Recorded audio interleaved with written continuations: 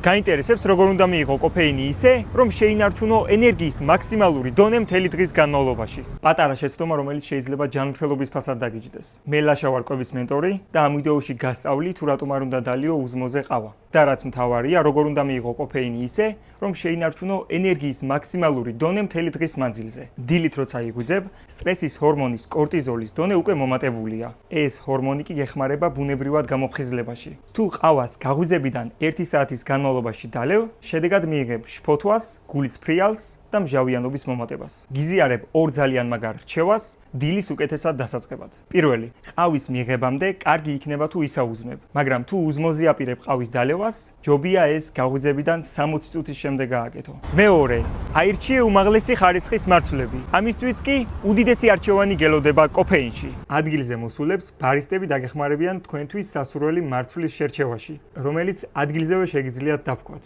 დაიწყე შენი დილა კოფეინთან ერთად, შენი ორგანიზმი კი მადლობას გადაგიხდის. და შენ როდის ვამყავას? საუზმემდე თუ საუზმის შემდეგ? გამიზიარე კომენტარებში.